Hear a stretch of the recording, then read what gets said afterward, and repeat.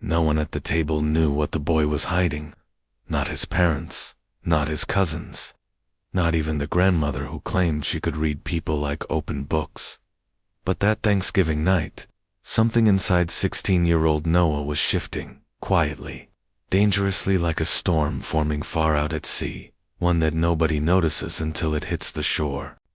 He sat at the edge of the long wooden dining table, the one decorated with glowing candles, maple leaves, and plates full of food he couldn't even look at. Everyone else was laughing, talking over each other, clinking glasses, sharing plans, gossip, and memories. But Noah, his mind wasn't in that room. It was somewhere darker, because earlier that day, Noah overheard something meant to hear, something that shook him so deeply it felt like the floor under him had cracked open. It started with a whisper behind the kitchen door.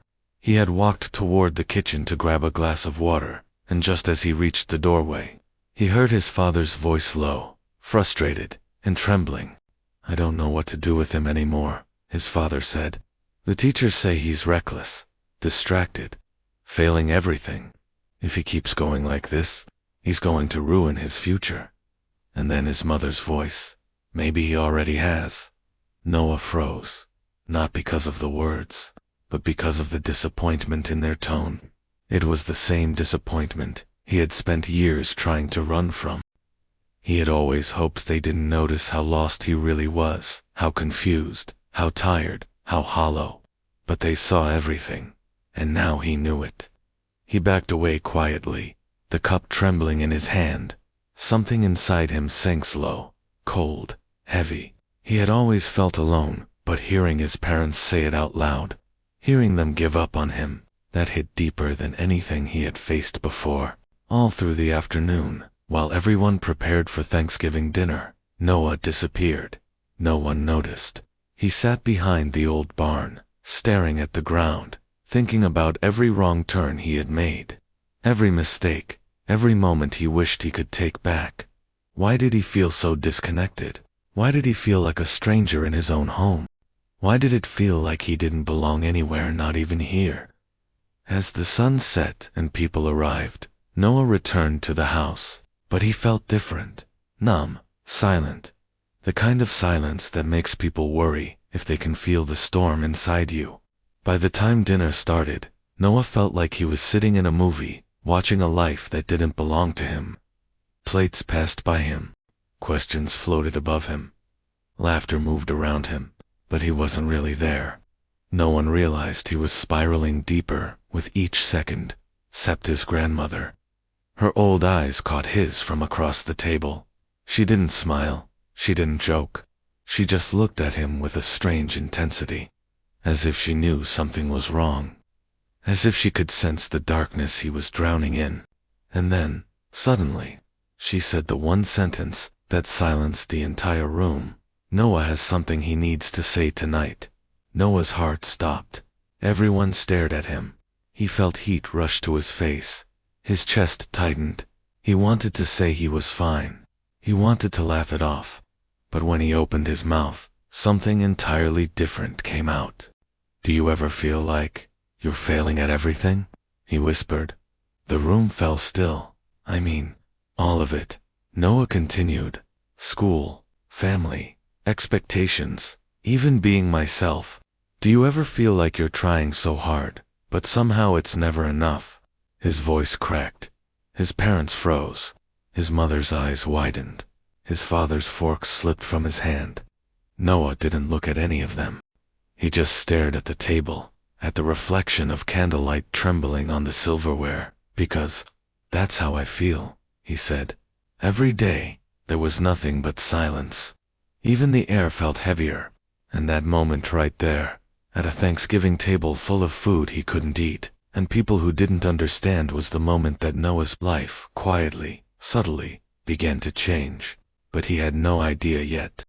None of them did, because what happened next would take this ordinary Thanksgiving dinner and turn it into the turning point of his entire life. The silence after Noah's confession felt endless.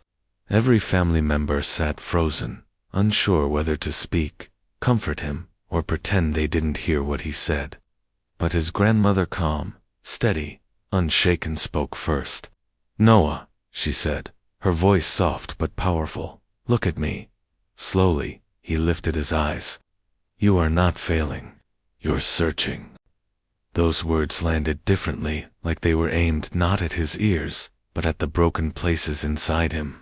His mother finally found her voice. "Noah, why didn't you tell us?" He swallowed. "Because I didn't think you'd care." His father leaned forward, the frustration from earlier nowhere to be found, nowhere replaced by something else. Fear, guilt, recognition. "Noah, you heard us earlier, didn't you?" He nodded. His mother covered her mouth with her hand, tears forming. "We weren't giving up on you. We were worried. We didn't know how to help. But I didn't need you to fix me," Noah said quietly. "I just needed someone to listen." Everyone went still again. Even the cousins who usually joked at the table stared in uncomfortable stillness, realizing they were witnessing something fragile, something that didn't belong to the usual noise of Thanksgiving dinner. Then his grandmother lifted her glass. "Tonight," she said, "we're not here to talk about grades, or expectations, or mistakes. We're here to talk about truth." Noah told his truth. Now everyone else needs to do the same. And what happened next shocked Noah more than his own confession. One by one, the adults around the table began admitting things they had never said out loud. His uncle confessed he hated his job. His aunt said she felt trapped in her own life. His cousin admitted he dealt with anxiety every day. His mother said she felt like she was losing connection with her son. And his father said something Noah never thought he'd hear. "I wasn't disappointed in you," he said. "I was disappointed in myself, because I didn't know how to help the son I love." Noah felt his throat tighten. His father's eyes glistened not with anger, but with vulnerability Noah had never seen before. "You're not failing, son," he said. "You're hurting, and instead of reaching for you, I pulled away. I'm sorry." Something in Noah's chest cracked open, not painfully, but with relief. For the first time in years, he felt seen. His grandmother gently pushed a plate of food toward him. "Eat, child," she said. "Not because it's Thanksgiving, but because you're not carrying this alone anymore." Noah took a deep breath, a long, shaky breath, and for the first time that day, he picked up his fork. As he ate, he felt something strange, like the shadows inside him were finally lifting. Like someone had opened a window in a room he didn't realize had been locked for years. After dinner, his father walked outside with him. The cold air bit at their skin, but neither seemed to mind. "What changed today?" his father asked. Noah looked up at the dark sky. "Nothing," he said. "And everything." He explained how hearing their conversation earlier broke him, but also forced him to face something he had been avoiding. He wasn't as alone as he believed. People cared, they just didn't know how to show it. His father nodded slowly. "We learn as we go, Noah. All of us. Even parents." Noah smiled for the first time that day. A small smile, but real. When they went back inside, the house felt different. Not because anything had physically changed, but because the walls no longer felt like they were closing in. Noah realized something powerful. This Thanksgiving dinner didn't fix his life. It didn't erase his struggles. It didn't magically heal his mind. But it gave him something he had never had before. A beginning, a new starting point, a chance to rebuild. A moment of truth that would guide him for the rest of his life.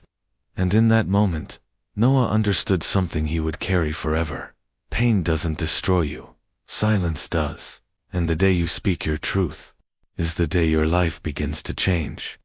Moral of the story: sometimes the most life-changing moments happen when you finally stop pretending and start speaking honestly. Pain becomes a teacher when you allow others to walk with you through it. The courage to share your truth can open doors you never knew existed. Like, share and subscribe message. If this story touched your heart or opened your eyes, make sure to like, share, and subscribe for more powerful stories that inspire, heal, and change perspectives.